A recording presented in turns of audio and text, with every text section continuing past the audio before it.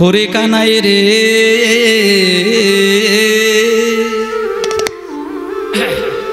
কোথায় আমার। এইবার মায়েরা এই যে সুদামা, এই সুদামা 4 যুগের ব্যাখ্যাটা আমি আপনাদেরকে করি, পালার শেষের দিকে যাব। কোথায় আমার ভাই কানাইয়া, একবার দেখা দে রে ভাই। কোথায় আমার ভাই কানাইয়া, দেখা দে রে ভাই। কোথায় আমার ভাই কানাইয়া, দেখা দে রে ভাই। আমার ভাই কানাইয়া, দেখা দে রে ভাই। তোর বিরহে পরাণ আমার চলে যেতে চায়। রহে পরাণ আমার চলে যেতে চায়। তোর বিরহে পরাণ আমার চলে যেতে চায়। বিরোধী পরাণ আমার চলে যেতে চায়। দেখা দে আমায় বলে কোথায় আমার ভাই কানাইয়া, দেখা দে রে ভাই। বলি কোথায় আমার প্রাণের কানাই, দেখা দে রে ভাই। কোথায় আমার ভাই রে কানাই, দেখা দে রে ভাই। কানাই রে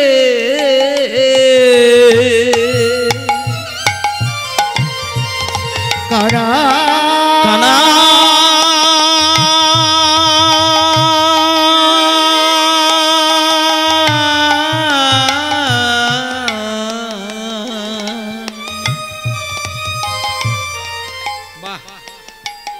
আমি দেখব রে তোর মধুর হাসি, শুনবো রে তোর মোহন বাসি। দেখবো রে তোর মধুর হাসি, শুনবো রে তোর মোহন বাসি। কথা কইব প্রেম প্রকাশী, কথা কইব প্রেম প্রকাশী। আর কথা কইব প্রেম প্রকাশী। কথা কইব প্রেম প্রকাশী। প্রাণ জোড়াবে ভাই, দেখা দে রে ভাই। বলি কোথায় আমার ভাই কানাইয়া, দেখা দে রে ভাই। বলি কোথায় আমার প্রাণ কানাইয়া, দেখা দে রে ভাই। কোথায় আমার ভাই কানাইয়া, দেখা দে রে ভাই। আচ্ছা, কি সুন্দর কি সুন্দর। কুচেলা দেবী ঘরে রইলেন, যাচ্ছেন কে? সুদামা। কোথায়? কৃষ্ণের কাছে। ওমা, আপনারা কোনোদিন দ্বারকায় বেড়াতে গেছেন? মথুরা, দ্বারকা, হস্তিনাপুর, কুরুক্ষেত্র গেছেন? আচ্ছা, দ্বারকার যে রাজপ্রাসাদ, যে রাজপ্রাসাদের রাজা ছিলেন কৃষ্ণ, সেই দ্বারকার রাজপুরীতে সুদামা গিয়ে দাঁড়িয়েছেন। এবার সুদামা গিয়ে দরজার সামনে যখন দাঁড়ায়, দরজা খুলতে যাবে কি, দরজার সামনেই 2 জন দারোয়ান দাঁড়িয়ে রয়েছে। কেন না, দুম করে রাজার কাছে যে কেউ চলে যাবে এটা তো ঠিক নয়। তাই দরজার সামনে সুদামা যেই দাঁড়িয়েছেন, একবারে ময়লা জামা কাপড় পরে, একটা ভিখারি, ধুলো ময়লা মেখে নোংরা জামা কাপড় পরে যখন ওই রাস্তা দিয়ে যেতে যেতে যেতে যেতে দরজার সামনে দাঁড়িয়ে রয়েছেন, দারোয়ান 2 জন দাঁড়িয়ে বলছে, এই ভিখারি, হ্যাঁ হ্যাঁ ভিখারি, তুমি ভেতরের দিকে কোথায় যাবে? তখন সুদামা বলছেন, দারোয়ান, ওই আমি যে হ্যাঁ আমি ভিখারি, অবশ্যই আমি ভিখারি, কিন্তু তোমাদের এত বড় রাজপ্রাসাদের যিনি রাজা কৃষ্ণ, ও না আমার ছোটবেলার বন্ধু। মানে আমাদের এই এত বড় রাজ্যের রাজার বন্ধু হচ্ছে এই পথের ভিখারি, বেরিয়ে যাও, বেরিয়ে যাও। তখন সুদামা বলছেন, হ্যাঁ গো, আমাকে দেখে বিশ্বাস হচ্ছে না তো, তোমরা একটা কাজ করো, তোমরা তো দুইজন দারোয়ান রয়েছো, একজন দারোয়ান আমাকে লক্ষ্য রাখো, আর একজন দারোয়ান গিয়ে তোমাদের রাজপ্রাসাদের ওই কৃষ্ণের কাছে যাবে আর কানে কানে গিয়ে বলবে শুধু একটাই কথা, ছোট্টবেলার বন্ধু সুদামা এসেছে, আর কিছু বলতে লাগবে না। যাও, আর কিছু বলার দরকার নেই, শুধু বলো না, গিয়ে বলো যে ছোট্টবেলার বন্ধু সুদামা এসেছে, তারপরে দেখবে। এবার একজন দারোয়ান দাঁড়িয়ে রইলেন, আর একজন দারোয়ান ভেতরে গেলেন। কৃষ্ণ সোনার সিংহাসনে বসে রয়েছেন। দারোয়ান গিয়ে কৃষ্ণের কানের সামনে দাঁড়িয়ে গিয়ে বলছেন, মহারাজ, মহারাজ, মহারাজ। কে? কি হঠাৎ আমার সামনে দাঁড়িয়ে মহারাজ মহারাজ, কি ব্যাপার? মহারাজ, ওই দরজার সামনে ময়লা ধুলো মেখে একটা পথের ভিখারি, দেখে ভক্তি হয় না, গরিব, খেতে পায় না কয়েকদিন, আর সামনে এসে দাঁড়িয়েছে, ও বলছে নাকি আপনার ওই ছোটবেলার বন্ধু। কি না নাম বললো? ওই হ্যাঁ, নামটা বলছে সুদাম। কনকে পজকে কৃষ্ণ আছিল বসিয়া, হরিবল। আসনে কৃষ্ণ আছিল বসিয়া, কনকে আসনে ছিল বসিয়া, কনকে আসনে কৃষ্ণ আছিল বসিয়া, কনকে আসনে কৃষ্ণ আছিল বসিয়া। আরে ধাইয়া চলিল কৃষ্ণ সুদামা শুনিয়া, হরিবল। চলিল কৃষ্ণ সুদামা শুনিয়া, ধাইয়া চলিল কৃষ্ণ সুদামা শুনিয়া, চলিল কৃষ্ণ সুদামা শুনিয়া। আর ধে ধে চলেছে, ধে চলেছে, ধে ধে চলেছে, ধে ধে চলেছে, ওই সুদামা সুদামা বলি ধে ধে চলেছে, সুদামা সুদামা বলি ধে ধে চলেছে, আর সুদামা সুদামা বলি ধে ধে চলেছে, ওই সুদামা সুদামা বলি ধে ধে চলেছে। দরজার সামনে কৃষ্ণ সোনার সিংহাসন থেকে লাফ দিয়ে ছুটে দরজার সামনে এসে দেখছে সেই ছোট্টবেলা প্রাণের সখা সুদামা। কৃষ্ণ সুদামাকে দেখেই বলছে, সুদামা, হ্যাঁ সুদামা, এত বছর পরে আমার কথা তুই মনে করলি বল? আমার বুকে আয়, আমার বুকে আয়, বুকে আয়, বুকে আয়। তো ছোট্টবেলার কথা মনে আছে?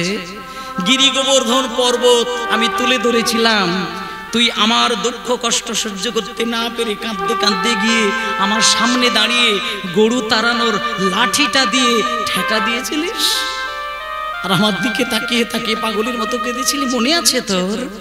আর একটা কথা মনে আছে, শান্তিপুনি মুনির গৃহে যখন লেখাপড়া শিখছিলাম, কয়েকটা দিন পরে শান্তিপুনি মুনির স্ত্রী আমাদের গুরুমা যখন বলেছিল ওই রান্না করার জন্য জ্বালানি কাঠ আনতে হবে জঙ্গলে, তখন তুই আর আমি কাঠ আনতে গেছিলাম। হঠাৎ ঝড় বৃষ্টি, মেঘ বজ্রাঘাত হচ্ছিল, শিলা বৃষ্টি পড়ছিল, ছোট্ট ছোট্ট শিলা বৃষ্টি আমার গায়ে লেগে ব্যথা লাগবে বলে, প্রচন্ড ঝড়ে ডালপালা ভেঙে আমার গায়ে ব্যথা লাগবে বলে তুই আমাকে উবুর করে আগলে ধরেছিলি। যত ডাল ভেঙে পড়েছে তোর গায়ের উপরে পড়েছে, তুই আমাকে আঘাত লাগতে দিস না। ছোট্ট ছোট্ট শিলাবৃষ্টি পড়েছে, তুই সহ্য করেছিস, আমার গায়ে তুই আঘাত লাগতে দিস না। তুই আমায় এত ভালোবাসিস, এত ভালোবাসিস বল সুদামা? ভেতরে আয়, ভেতরে আয়, ভেতরে আয়। লইয়া চলিল কৃষ্ণ সোনার সিংহাসনে, লইয়া চলিল কৃষ্ণ সোনার সিংহাসনে, লইয়া চলিল কৃষ্ণ সোনার সিংহাসনে, লইয়া চলিল কৃষ্ণ সোনার সিংহাসনে, তাহাতে বসাই করি কত না যত, হাতে বসাইয়া করি কত না যতনে, তাহাতে বসাইয়া করি কত না যতনে, হাতে বসাইয়া করি কত না যতনে। আয় আয় বসে রে, আয় আয় বসিরি, আয় আয় বসে রে, আয় আয় বসে রে, ওরে প্রাণের সুদামা আয় আয় বসে রে, ওরে প্রাণের সুদামা আয় আয় বসে রে। এইবার মায়েরা সুন্দর করে দেখুন, কৃষ্ণ সুদামাকে দরজার সামনে থেকে হাত ধরে টেনে নিয়ে গিয়ে যে সিংহাসনে কৃষ্ণ বসেন, সোনার সিংহাসন, সেই সিংহাসনে সুদামাকে গিয়ে জোর করে বসাচ্ছেন। এবার সুদামা তো সিংহাসন চোখেই দেখেনি, চোখেই দেখেনি, শুধু কানে শুনেছে। এবার হঠাৎ যদি সুদামাকে সোনার সিংহাসনে বসাতে যায়, সুদামা কি বসতে চায়? বসাতে যাচ্ছে, সুদামা জড়সড় পাকিয়ে জড়সড় হয়ে বসছে। এবার কৃষ্ণ বলছে, এই সুদামা, আরে তুই কি করছিস? তুই এইভাবে এই হাত পা জড়সড় পাকিয়ে বসছিস কেন? এটা তোর সিংহাসন, তুই এক কাজ কর, ভালো করে বস, পা দুটো ছড়িয়ে দে, হাত দুটো ছড়িয়ে দে, দিয়ে তোর নিজের সিংহাসন মনে করে বস। আয় আয় বসে রে, আয় আয় বসিরি, ওরে প্রাণের সুদামা আয় আয় বসে রে, ওরে প্রাণের সুদামা আয় আয় বসে রে, ওরে প্রাণের সুদামা আয় আয় বসিরি। সুদামাকে বসিয়ে দিয়ে ওই জায়গাতেই ধরে রাখবে, সুদামাকে বসিয়ে দিয়ে এবার কৃষ্ণ কোথায় বসবে? সুদামাকে তো সিংহাসনে বসিয়ে দিলেন, এবার কৃষ্ণ কোথায় বসলেন দেখুন। সুদামাকে সুন্দর করে বসিয়ে দিয়ে কৃষ্ণ দুম করে মাটিতে সুদামার পায়ের কাছে বসে পড়লেন। পায়ের কাছে বসে কৃষ্ণ নিজের স্ত্রীর নাম ধরে ডাকছেন, রুক্মিণী, রুক্মিণী, একটা সোনার থালা নিয়ে এসো তো। আর হ্যাঁ শোনো, একটা সোনার কলসি নিয়ে আসবে, আর ওই সোনার কলসিতে করে ভর্তি করে জল নিয়ে আসবে। এইবার কৃষ্ণচন্দ্র আমার, না ওই জায়গাটা ধরে রাখতে হবে বললাম। আয় আয় বসে রে, আয় আয় বসে রে, আয় আয় বসে রে, আয় আয় বসে রে। এইবার সোনার থালাটি মাটিতে রেখে তার উপর সুদামার দুটি চরণ রেখে, হ্যাঁ, সোনার কলসিতে করে জল নিয়ে গোবিন্দ আমার, সোনার থালাটি মাটিতে রেখে দিয়ে সুদামার দুটি চরণ সোনার থালায় বসিয়ে সোনার কলসিতে করে জল নিয়ে গোবিন্দ আমার, সুদামার ওই চরণ দুটি ধোয়াতে লাগিল, সুদামারে চরণ দুটি ধোয়াতে লাগিল। আরে সুদামার ওই চরণ দুটি কৃষ্ণ ধোয়াতে লাগিল, সুদামার চরণ দুটি কৃষ্ণ ধোয়াতে লাগিল। অমনি ভক্তি ভরে, অমনি ভক্তি ভরে ওই চরণে জল কৃষ্ণ, মানে সুদামা একটা রাস্তার ভিখারি, হেঁটে হেঁটে এসেছেন, আর কৃষ্ণ বিশ্ব ব্রহ্মাণ্ডে রাজা হয়েও সুদামার পাটা একেবারে নিজ হাতে সোনার থালায় বসিয়ে দিয়ে সোনার কলসি করে জল ঢেলে ঢেলে ডান হাত দিয়ে সুদামার পা ধুইয়ে দিচ্ছেন। এবার পা ধুইয়ে দেবার পরে সেই চরণকে সুন্দর করে পরিষ্কার করে তারপরে যে পা ধোয়ানো সোনার থালায় যে জলটা ছিল সেই জলটা কৃষ্ণ একটু দূরে সরিয়ে নিয়ে গিয়ে সেই জলটা কি করলেন দেখুন, ভক্তি ভরে অমনি ভক্তি ভরে ওই চরণে জলে কৃষ্ণ পান করিল। হরি হরি ভক্তি ভরে চরণ জল কৃষ্ণ পান করিল। সুদামার পা ধোয়া জল কে খাচ্ছে? কৃষ্ণ খাচ্ছে। এবার কৃষ্ণের যে স্ত্রীগণ ছিলেন, রুক্মিণী, সত্যভামা আদি অনেক স্ত্রী, তারা এবার দুম করে ছুটে এসে কৃষ্ণের হাতটা ধরলেন, ধরে বলছে, স্বামী স্বামী এ কি করছেন আপনি?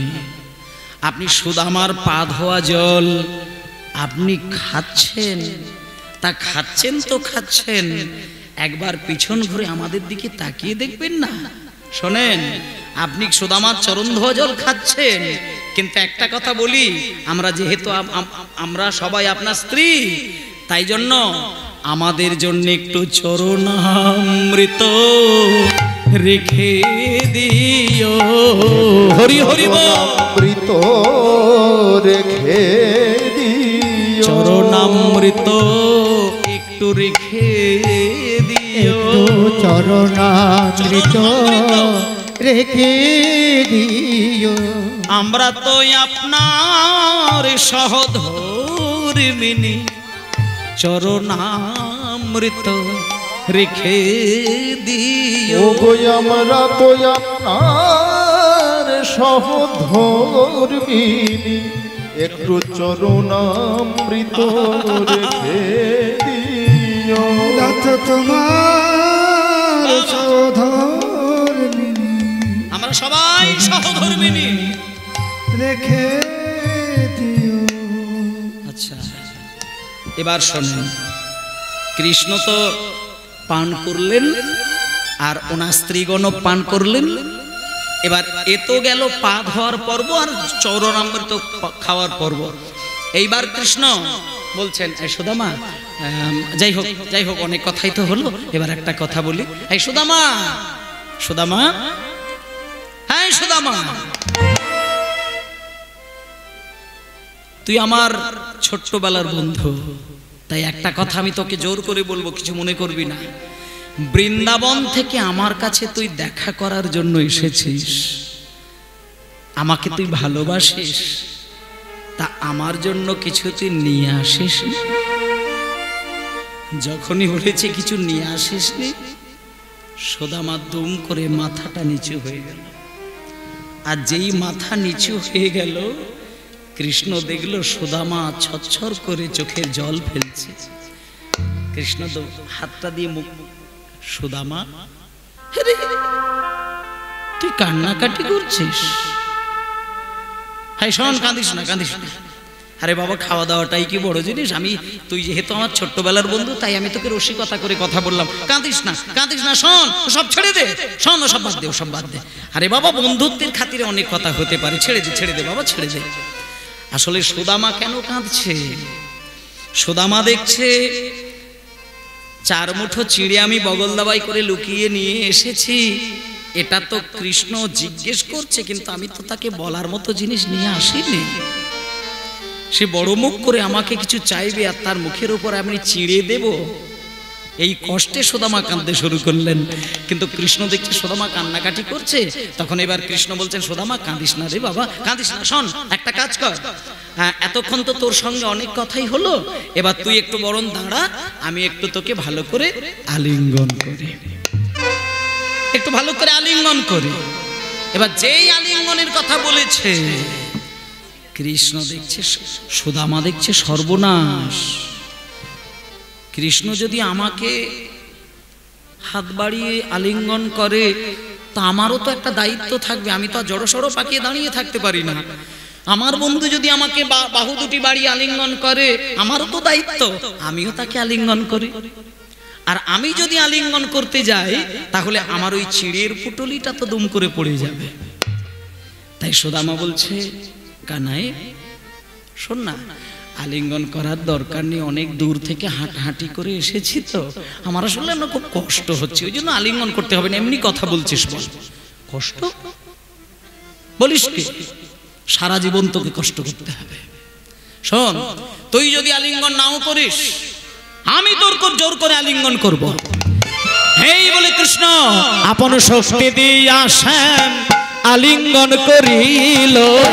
হরি হরি হরি দিয়া শ্যাম আলিঙ্গন করিল, আপন শক্তি দিয়া শ্যাম আলিঙ্গন করিল।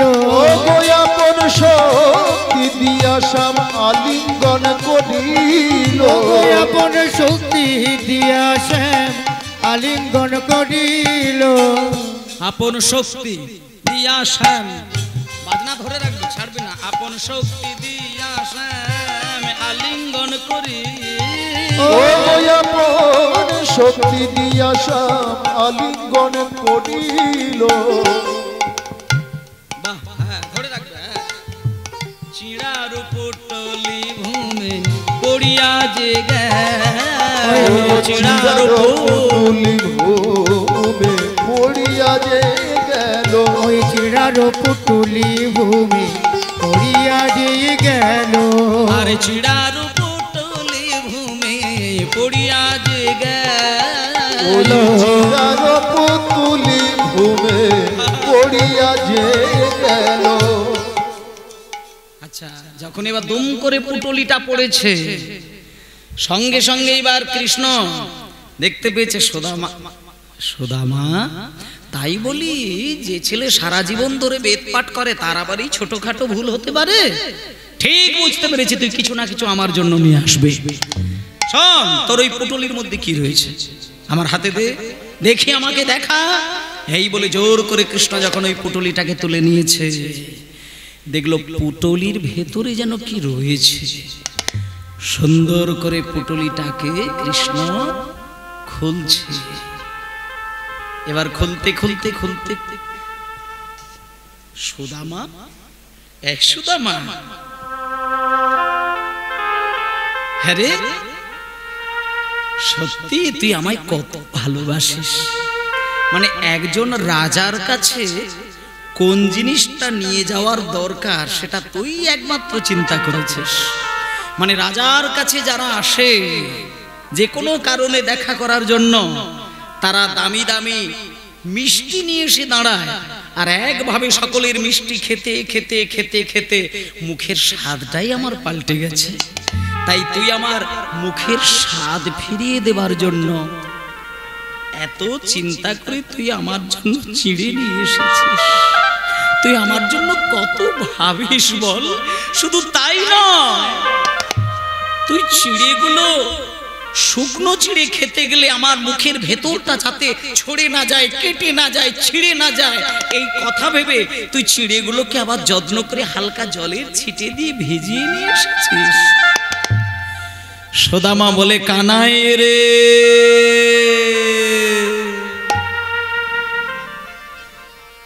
সত্যি কথা বলতে কি আমি তো চিড়েগুলো ভিজিয়ে আনি নাই। ওই চিড়ে ভেজলো কেমন করে জানো? এই যে ভিক্ষা করা চিড়ে, আমার স্ত্রী কুচেলা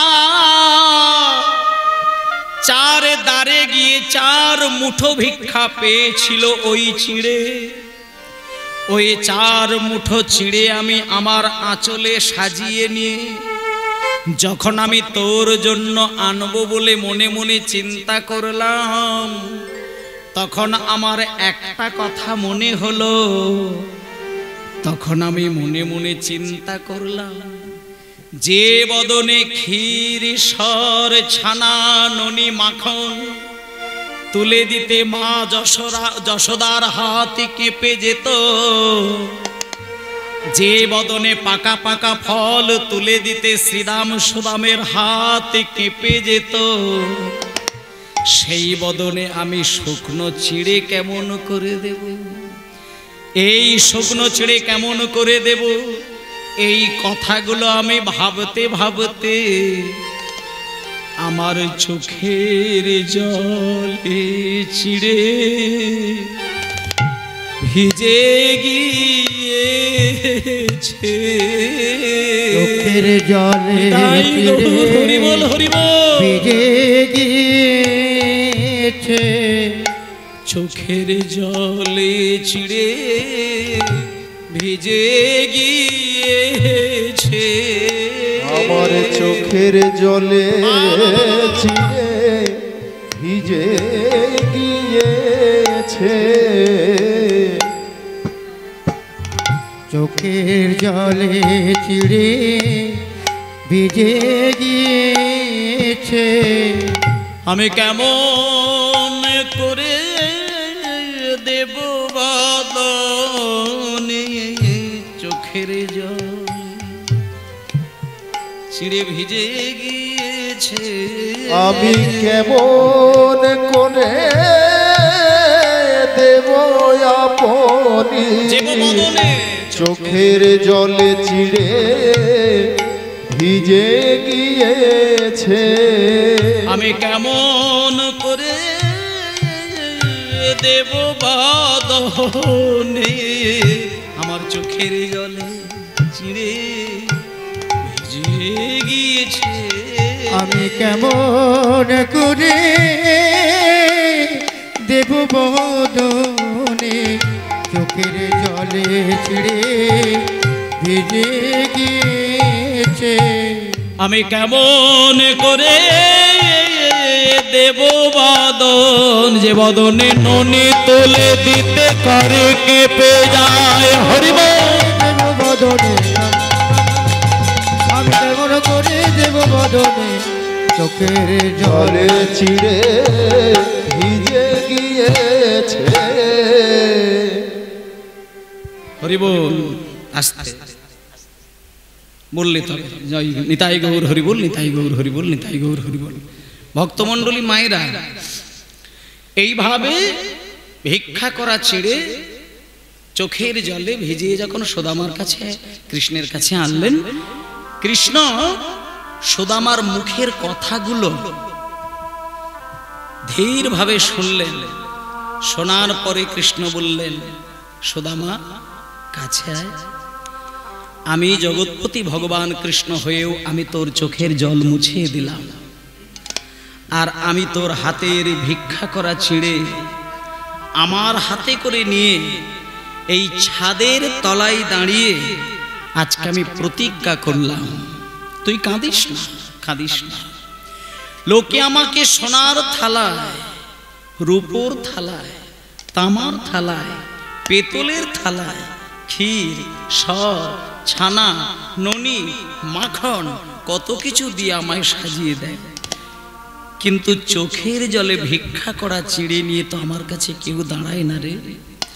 আমাকে তুই ভিক্ষা করা চিড়ে নিয়ে তাও তুই চোখের জল মিশিয়ে আমায় দিলি, তাই আমি তোর সামনে দাঁড়িয়ে কথা দিলাম, এই ভিক্ষা করা চিড়ের এক মুঠো আমি মুখে তুলে দিলাম, আর আমি প্রতিজ্ঞা করলাম আগামী কলিযুগে যদি কোনো কাঙাল ভক্ত কিচ্ছু দিতে লাগবে না, শুধু দাঁড়িয়ে দাঁড়িয়ে গিয়ে ভিক্ষা করবে, যা কিছু পাবে বাড়িতে নিয়ে কোনো কিছু নয়, শুধু মাটির মালসায় চিড়ে, গুড়, বাতাসা, দুটো তুলসী পাতা, আর যে ভক্ত আমার কাছে দেবে সেই ভক্তের গোবিন্দ নয়নের জল, এতটুকু যদি আমার কাছে কেউ নিবেদন করতে পারে, হরে সুদামা আমি তোর কাছে দাঁড়িয়ে কথা দিলাম, আমি নিবেদন করা সেই ভক্তের চিড়ে ভোগ আমি তার ভিক্ষা করা চিড়ের প্রসাদে পাবো। নিতাই গৌর হরি বল। প্রসাদ পাবো। সুদামারে কথা দিলাম ভিক্ষা করা চিড়ের প্রসাদ পাবো। ওরে সুদামা রে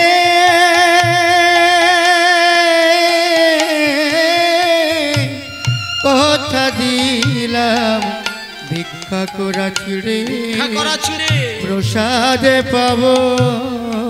মায়েরা, সেই জন্যই তো দেখবেন যেখানে মহাপ্রভুর ভোগ হয়, কোথাও কি দেখেছেন যে ভোগের মহোৎসব কালে কোনোদিন মাটির মালসার বদলে কোনো ধাতুর পাত্রে দেওয়া হয়? কোনোদিন হয় না। এটা দাপর যুগের ভগবান কৃষ্ণের প্রতিজ্ঞা যে কলি যুগে যদি আমাকে কেউ নিবেদন করে প্রসাদ, সেখানে কিছুই লাগে না, মাটির মালসায় চিড়ে, গুড়, বাতাসা আর তুলসী পাতার সঙ্গে গোবিন্দ নয়নের জল, আর কিছুই লাগবে না। এইভাবে প্রসাদ হয়ে যায়। এবার দেখতে দেখতে এক মুঠো চিড়ে কৃষ্ণ খেলেন, আর বাকি এক মুঠো চিড়ে রুক্মিণী, সত্যভামা আদি সকল স্ত্রী পেলেন। তারপরে বাকি চিড়েগুলো নানান দেবদেবতা পেলেন এবং নারদ মুনি পর্যন্ত পেলেন।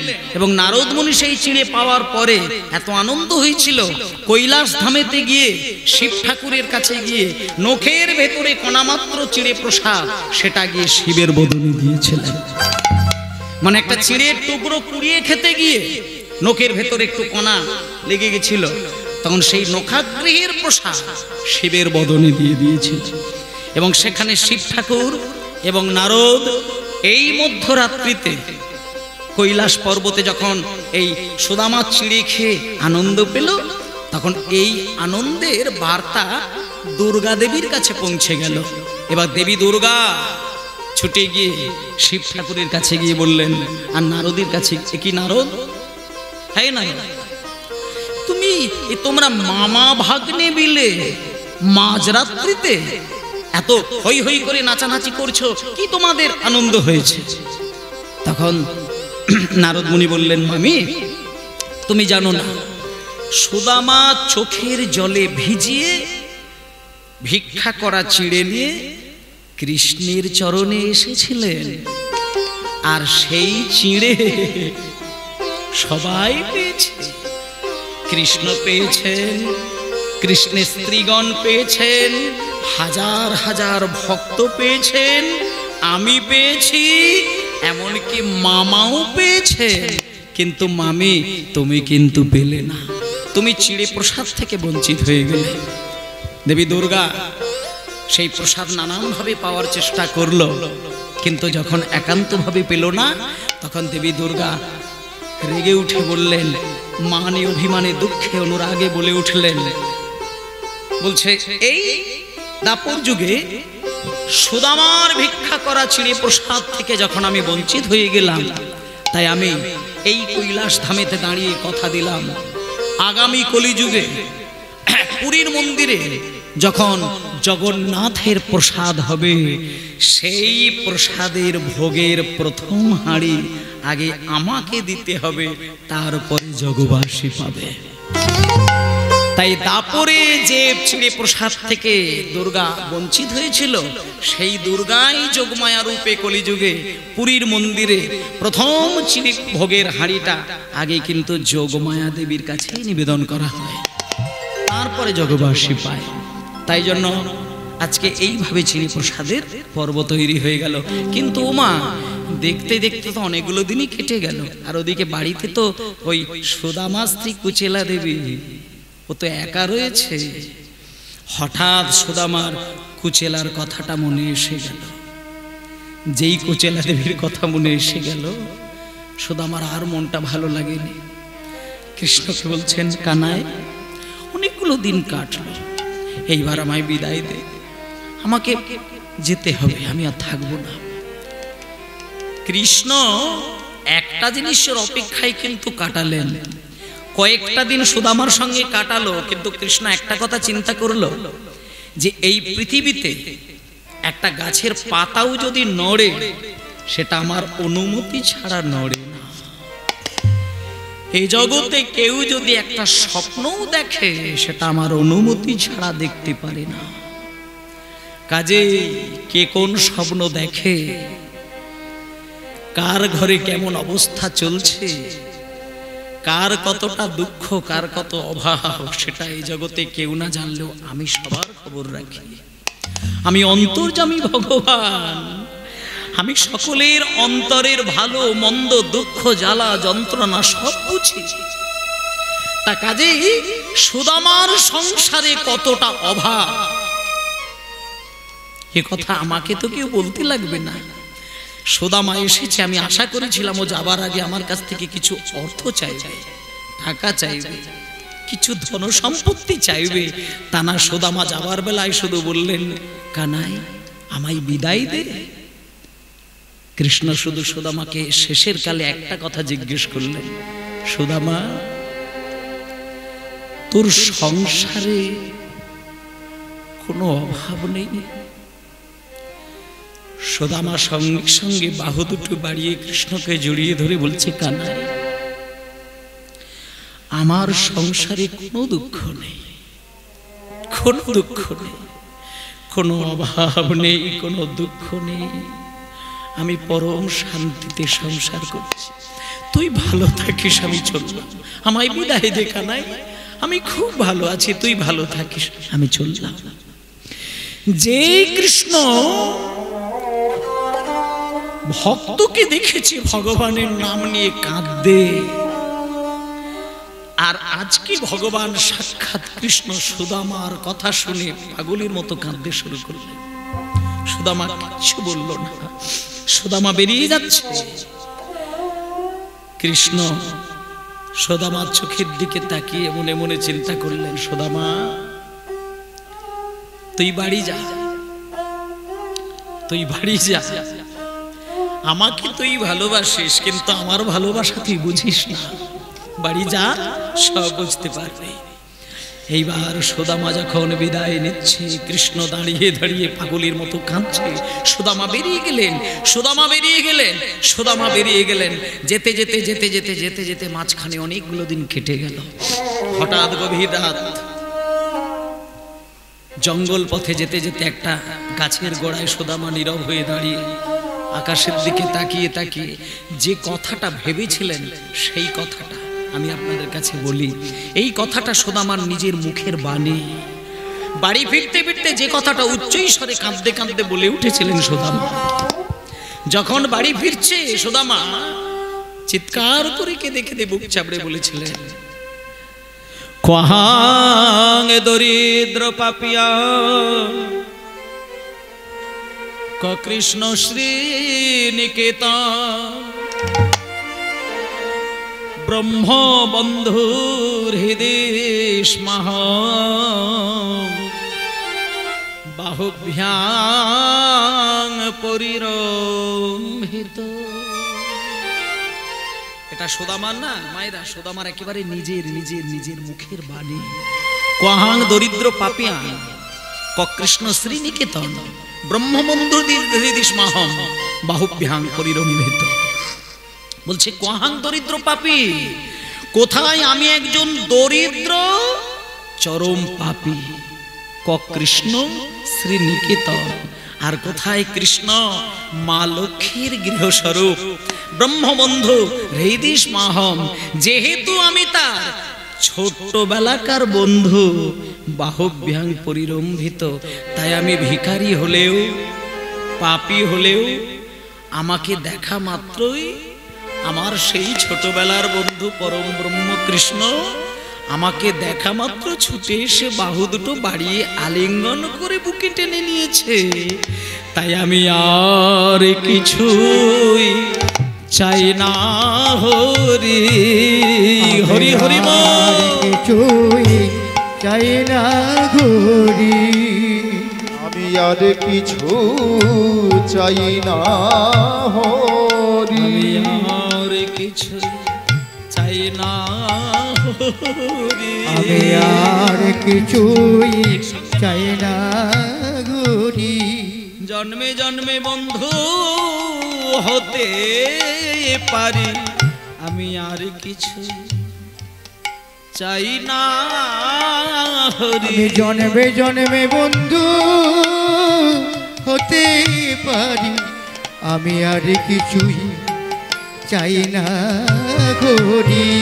শুধু জন্মে জন্মে আমি জন্মে জন্মে যেন জন্মে জন্মে বন্ধু শুধু হতে পারি, আর কিছু চাই না।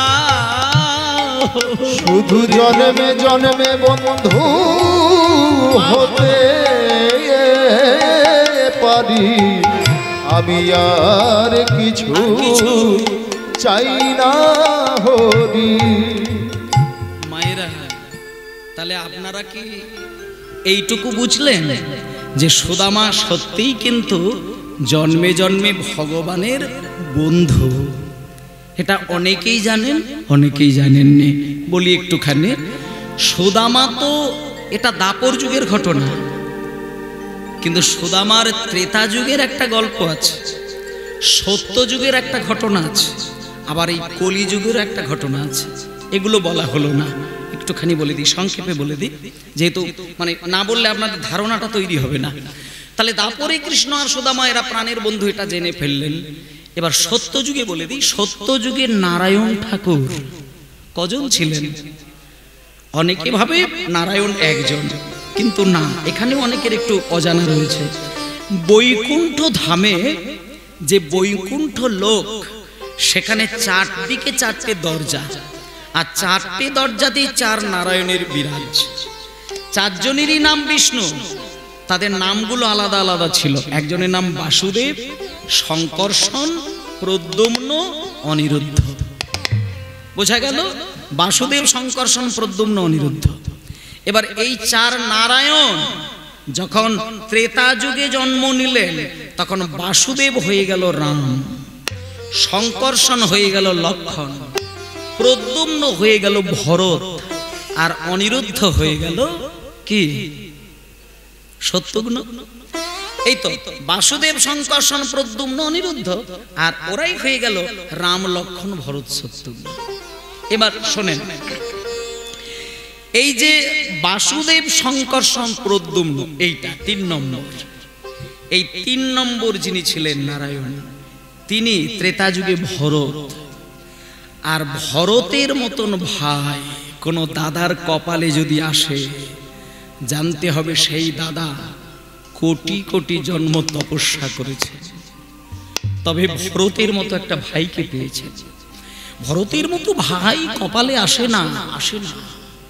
রামের এক মায়ের পেটের ভাই নয়, রামের মা ছিল কৌশল্যা, আর ভরতের মা কইকেয়ী।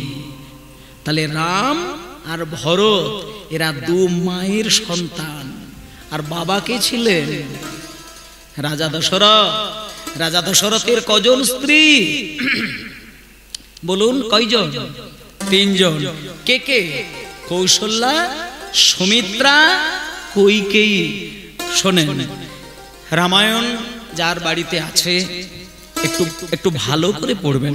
রামায়ণটা যদি থাকে, রামায়ণটাকে সুন্দর করে পড়বেন, পড়ে একেবারে খুঁটিনাটি পুঙ্খানুপুঙ্খভাবে দেখবেন, আপনি পরিষ্কার বুঝতে পারবেন রাজা দশরথের 3 জন স্ত্রী নয়, রাজা দশরথের 750 জন স্ত্রী ছিলেন।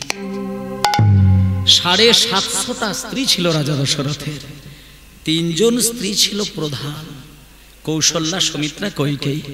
আচ্ছা, কৌশল্যা সুমিত্রাকে 750 স্ত্রীর মধ্য থেকে আলাদা করেছিলেন কেন? তারও একটা কারণ আছে। তার কারণ হচ্ছে, কৌশল্যা সবার থেকে বেশি ছিল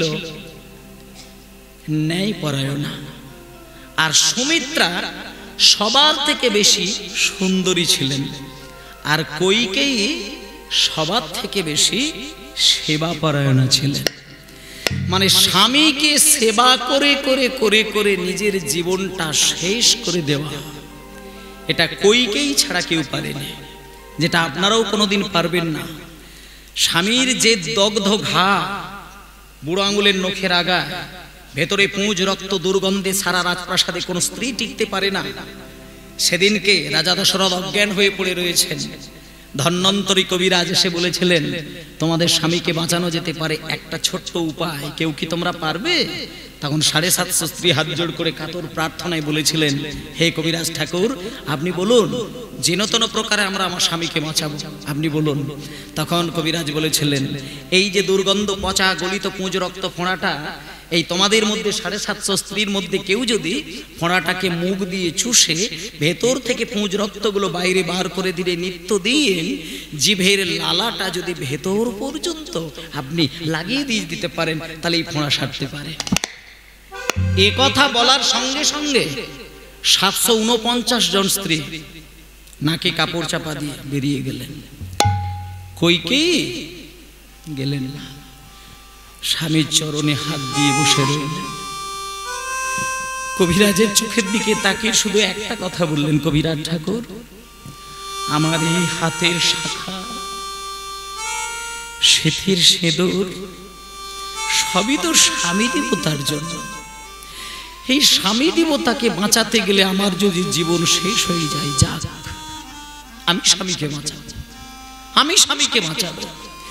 কইকেয়ী কোনো কিছু মনে না করে ওই পচা গলিত পুঁজ রক্ত ফোঁড়া মুখ দিয়ে চুষে ভেতর থেকে জিভের লালাটা বাইরে বার করে, ফোঁড়া পুঁজ রক্ত বাইরে বার করে লালাটা ভেতর পর্যন্ত লাগিয়ে দিয়ে বেশ কয়েকটা দিন ধরে এইভাবে সেবা করে রাজা দশরথকে একটু একটু করে সুস্থ করে তুললেন।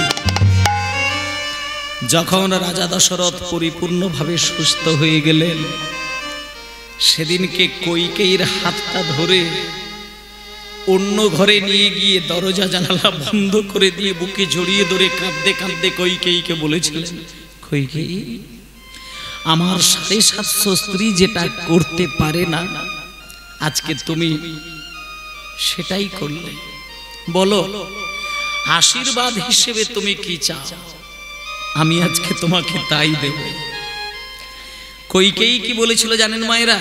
এইটাই শোনার দরকার।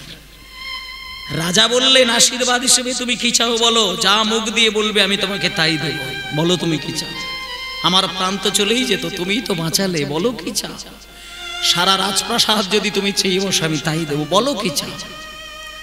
তখন কইকেয়ী বললেন, স্বামীর হাত দুটো ধরে বলছে, স্বামী আমি তো পাবার আশায় সেবা করিনি, আমি তো আপনার স্ত্রী, আর স্ত্রীর কর্তব্য হচ্ছে স্বামীর সেবা করা, তাই আমি করেছি। দিতে কি খুব ইচ্ছে হচ্ছে? দিতে যদি খুব ইচ্ছে হয় আপনি রেখে দিন, পরে দেবেন, নেব না। রেখে দিন, নিল না। এইরকমই আবারও একদিন সেবা করেছিলেন, প্রাণ চলে যায়, সেদিনও বাঁচিয়েছিলেন। এইভাবে দুটো সেবা করেছিলেন, কিন্তু কইকেয়ী নেয়নি। কিন্তু ওই যে লাগানো কথা লাগে বেশি। কত বড় বড় সংসার দেখবেন, 5 ভাই 6 ভাই 7 ভাই 8 ভাই, সাজানো সংসার, সোনার সংসার, বাইরের লোক দেখলে হিংসে করে, কিন্তু বাইরের একটা কটু কথা গিয়ে সংসারকে শ্মশান করে দেয়। কইকেয়ীর দাসী ছিল মন্থরা, কুমন্ত্রণা দিয়ে দিয়েছিল। কইকেয়ী যা ভেবেছিল মন্থরা সেটা ভাবেনি। একদিনকে রাজা দশরথ রামের অভিষেকের আয়োজন করলেন। কেন?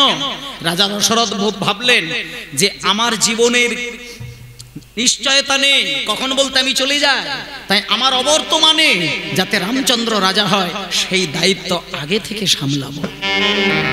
এই বলে মায়েরা রামের অভিষেক হবে, হাজার হাজার মুনি ঋষিগণ এসেছেন, হাজার হাজার সাধারণ মানুষ এসেছেন, অভিষেক শুরু হয়ে গেছে। এমন সময় কইকেয়ীকে গিয়ে মন্থরা বললেন, শোনুন মন্দির। মন্থরা গিয়ে কানে কানে বলছে, কইকেয়ী, এই কইকেয়ী, শুনেছিস? শুনেছিস রাজা দশরথের অবর্তমানে রামচন্দ্র রাজা হবে, মানে তোর বড় ছেলে রাজা হবে, তুই শুনেছিস?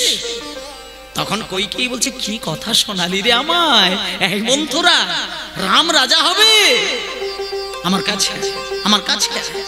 এই বলে ওই কইকেয়ীর গলায় একটা 10 ভরি সোনার চেন ছিল, সেই চেনটা মন্থরার গলায় খুলে দিয়ে দিলেন। শুধু কইকেই একটা কথা বললেন, মন্থরা তুই যে সংবাদ শোনালি এতে আমার আনন্দে বুকটা ফেটে যাচ্ছে, তাই আমি তোকে খুশি করে আমার সোনার হারটা তোকে উপহার দিয়ে দিলাম। তখন মন্থরা সোনার হারটাকে ছিঁড়ে নিয়ে মাটিতে আছাড় মেরে দিলেন। কইকেই, বোকা মেয়ে, বুঝিস না, তুই একেবারে বোকা মেয়ের মতো কথা বললে। একটাবারও কি ভেবে দেখেছিস রাম তোর পেটে ধরা ছেলে নয়? রামের মায়ের নাম কি? কৌশল্যা। তোর ছেলে ভরত। রাম যদি একবার রাজা হয়, একটা কথা মনে রাখিস, রাম যদি রাজা একবার হতে পারে না, তোকে আর তোর ছেলে ভরতকে ঘাড়ে ধাক্কা দিয়ে রাজপ্রাসাদ থেকে বাইরে বার করবে। সেদিন তুই কি করবি? তখন কইকেয়ীর মাথাটা গেল বিগড়ে। এবার কইকেয়ী বলছে, তাহলে তুই কি বলতে চাস? তখন এবার মন্থরা কটুক দেখুন, একটু একটু করে কানে বিষ ঢালছে দেখুন। মন্থরা বলছে, কইকেয়ী আমি কেন বলবো, লোকেই তো এগুলো বলবে। একটা কথা শোন, তুই যে দুটো সেবা করেছিলি এ সেবাটা কেউ করে না, তাই আজকে যেহেতু রামের অভিষেক হবে এই মুহূর্তেই তোকে আপত্তি জানাতে হবে। তবে সরাসরি নয়, তুই মান অভিমান করে একটা ঘরে দরজা বন্ধ করে দিয়ে খেল দিয়ে শুয়ে ঘুমা। এবার রাজা দশরথ যখন দেখবে যে আমার 750 স্ত্রীর মধ্যে কইকেয়ী গেল কোথায়, খুঁজতে খুঁজতে যখন তোর কাছে যাবে, তুই এক এক করে দুটো পাওনা চেয়ে নিবি। তুই প্রথম পাওনা বলবি যে রামকে না রাজা করে তোর ছেলে ভরতকে যেন রাজা করে, আর দ্বিতীয় পাওনা বলবি রামকে যেন 14 বছরের জন্য বনে পাঠিয়ে দেয়। ব্যাস, এই কথা শোনার সঙ্গে সঙ্গে কইকেয়ী ঘরে দরজা বন্ধ। এবার রাজা দশরথ দেখছে যে আমার তো সবাই রয়েছে, কিন্তু কইকেয়ী গেল কোথায়? কইকেয়ী গেল কোথায়? চারিদিক ঘুরে ঘুরে দেখলেন, কইকেয়ীকে দেখতে পেল না। হঠাৎ বিচলিত হয়ে উঠলেন। কইকেয়ীকে খুঁজতে খুঁজতে একটা ঘরে গিয়ে দেখছে কইকেয়ী কাঁদছেন। কইকেয়ীর সামনে গিয়ে বলছে, কইকেয়ী কি হয়েছে তোমার? তখন কইকেয়ী বলছেন, স্বামী আমাকে দুটো জিনিস দিয়ে দিন। আপনার সেবা করেছিলাম না, দুটো জিনিস। আপনি রামকে না রাজা করে ভরতকে রাজা করবেন, এটা 1 নম্বর। দ্বিতীয় হচ্ছে রামকে 14 বৎসরের জন্য বনে পাঠিয়ে দেবেন, এটা 2 নম্বর। দেখুন মায়েরা, রাজা দশরথ কিন্তু সত্যবদ্ধ, যা মুখে বলে জীবন থাকতে সেটা ব্যর্থ হয় না। রাজা দশরথ কথা দিয়ে দিলেন, কইকেয়ী আমি যেহেতু কথা দিয়েছি সে কথা আমার ফেরানোর নয়, আমি কথা কোনোদিন ফিরিয়ে নিই না। তবে একটা কথা বলি, আমার যদি কোনোদিন মৃত্যু হয় সেই মৃত্যুর জন্য তুমি। এই বলে মায়েরা রামকে ওই ক্ষণে দাঁড়িয়ে রাজা দশরথ ডেকে নিয়ে রামকে প্রতিজ্ঞা করিয়ে 14 বৎসরের জন্য বনে পাঠিয়ে দিলেন। রাম চলল, লক্ষ্মণ চলে গেল, সীতা দেবীও চলে গেল। আর ওই যে রাম চলে গেল, কয়েকটা দিন যেতে না যেতেই রামচন্দ্রের বিরহে রাজা দশরথ অজ্ঞান হয়ে মৃত্যুবরণ করল, মারা গেল। এবার ওই যে রাম, ওই যে রাজা দশরথ মরে গেল, ওই মৃত্যু সংবাদ গিয়ে পৌঁছালো কার কাছে জানেন মা? ভরতের কাছে। একটু আগে বললাম না যে ভরতের মতো ভাই হয় না। ভরত এই এত ঘটনা যে ঘটলো, এই মুহূর্তে ভরত এখানে ছিল না, ভরত মামার বাড়িতে ছিলেন। ভরত যদি থাকতো, কারোর বাবার ক্ষমতা ছিল না তার দাদা রামকে বাড়ির বাইরে বার করবে, এই ক্ষমতা ছিল না। কারণ ভরত রাম বলতে পাগল।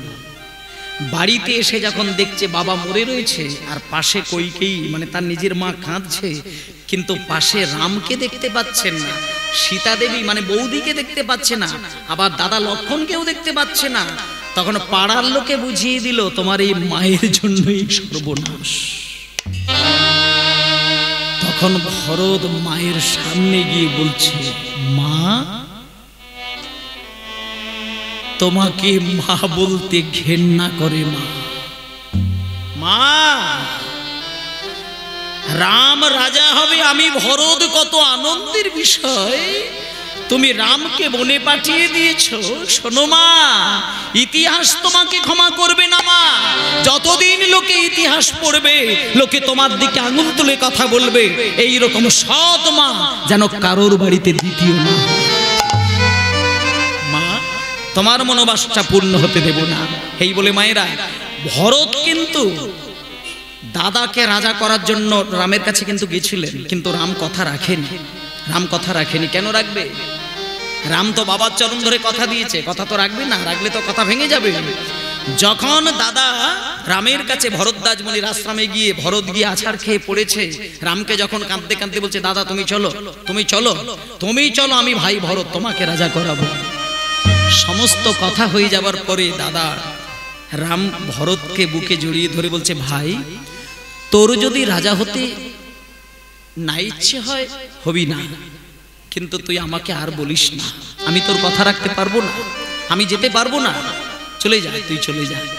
তখন ভরত একটা কাজ করেছিল মায়েরা, ভরত কিচ্ছু বলতে না পেরে শুধু হাত জোড় করে দাদার চোখে চোখ রেখে একটা কথা বলেছিলেন, দাদা তোমার সত্য তোমার কাছেই ধরা থাক, আর আমার ধর্ম আমার কাছেই থাক, তোমাকে যেতে হবে না, কিন্তু তোমার পাদুকা দুটি আমার হাতে দাও। সেই পাদুকা দুটি মাথায় করে নিয়ে আমি রাজপ্রাসাদে গিয়ে সিংহাসনে পাদুকা দুটি বসিয়ে পাদুকার মর্যাদা হিসাবে মাটিতে আসন পেতে আমি রাজত্ব শাসন করব। ভরত দাদা রামকে এত ভালোবাসতেন, এত ভালোবাসতেন। রাজা হয়েছিল ভরত, কিন্তু সিংহাসনে কোনো দিন বসেননি। সিংহাসনে দাদা রামের পাদুকা দুটি রেখে নিত্যদিন পুজো করতেন আর মাটিতে বসে রাজত্ব করেছিলেন। আজকে যে ভরতের কথা শুনছেন, দাদা রামকে ছাড়া কিচ্ছু জানতো না। আজকে সেই ভরত দাপর যুগে কৃষ্ণের প্রিয় বন্ধু সুদামা। সেই জন্যই তো কৃষ্ণ সুদামাকে বুকে জড়িয়ে ধরে কেঁদে উঠলেন। ত্রেতা যুগে যিনি রাম, তিনিই তো দাপরে কৃষ্ণ। ত্রেতা যুগে যিনি রামের ভাই ভরত, তিনিই তো দাপর যুগে সুদামা। তাই তো দুজনের এত প্রেম, এত ভালোবাসা, এত কান্না, এত আবেগ, এত অনুরাগ। আজকে সুদামা কাঁদতে কাঁদতে যখন বাড়িতে এসেছে, দেখলো সেই কুঁড়ে ঘরকে ভেঙে দিয়ে কোনো বুঝি রাজা বিরাট একটা রাজপ্রাসাদ তৈরি করেছে। কাঁদতে কাঁদতে পাগলের মতো ছুটে এসে যখন রাজপ্রাসাদের দরজায় দাঁড়িয়েছে, দেখলো সর্ব অলঙ্কারে ভূষিতা হয়ে যে কুচেলা দেবী ছেঁড়া শাড়ি পরে কাঁদতে কাঁদতে স্বামীকে কথা ব্যথা দিয়েছিলেন, সেই কুচেলা দেবী দামি শাড়ি পরে সর্ব অলঙ্কারে ভূষিতা হয়ে স্বামীর কাছে এসে আছাড় খেয়ে পড়লেন। সুদামা বললেন, কুচেলা, হে আমি কি দেখছি কুচেলা, এ কি রূপ, এ রাজপ্রাসাদ কে তৈরি করেছে এই রাজপ্রাসাদ? কুচেলা দেবী বললেন, স্বামী, স্বামী, যেদিনকে আপনি আমাকে রেখে দিয়ে কৃষ্ণের কাছে গেলেন, তার পরের দিনে বিশ্বকর্মা এসে এত সুন্দর রাজপ্রাসাদ তৈরি করে দিলেন। স্বয়ং কুবের এসে আমাকে ধন রত্ন উজাড় করে দিলেন, আর স্বয়ং লক্ষ্মী ঠাকুর এসে আমাকে সর্ব অলঙ্কারে ভূষিতা করে দিলেন। সঙ্গে সঙ্গে সুদামা পিছন ঘুরে দাঁড়ালেন। সখারে, আমি বুঝতে পেরেছি তুই আমাকে সর্বস্ব ধন দিয়ে ভুলিয়ে রাখতে চাইছিস, কিন্তু ওরে সখা, তুই আমায় যতই রাজপ্রাসাদ সোনাদানা গয়না কাটি দিয়ে ভুলাতে চাস, আমি কিন্তু তোকে ভুলবো না, আমি কিন্তু তোকে ভুলবো না, আমি তোকে ভুলবো না। প্রেম মৈত্রী হো গই আমার জনমে জনমে, প্রেম মৈত্রী হরি হরি বল, প্রেম মৈত্রী হো গই আমার জনমে জনমে, আর কিছু নাহি চাই ওই শ্রী চরণে, আর কিছু নাহি চাই ওই শ্রী চরণে, আর কিছু নাহি চাই ওই শ্রী চরণে। প্রেম মৈত্রী হো গই আমার জনমে জনমে, মৈত্রী হতো আমার জনমে জনমে বলি আর কিছু নাহি যায় ওই শ্রী চরণে আমি আর কিছু নাহি চাই ওই শ্রী চরণে আর কিছু চাই না আর কিছু চাই না জন্মে জন্মে বন্ধু হতে পারি আর কিছু চাই না বন্ধু হতে পারি আর কিছু চাই জন্মে জন্মে বন্ধু হতে পারি আর কিছু চাই না জন্মে জন্মে বন্ধু হতে পারি আর কিছু চাই না জন্মে জন্মে বন্ধু হতে পারি ভাই কানাইয়ের চরণ তলে হরি হরি হরি বল ভাই কানাইয়ের চরণ তলে বন্ধু হতে পারি ভাই কানাইয়ের চরণ তলে বন্ধু হতে পারি ভাই কানাইয়ের চরণ তলে বন্ধু হতে পারি আর কিছু চাই না আর কিছু চাই না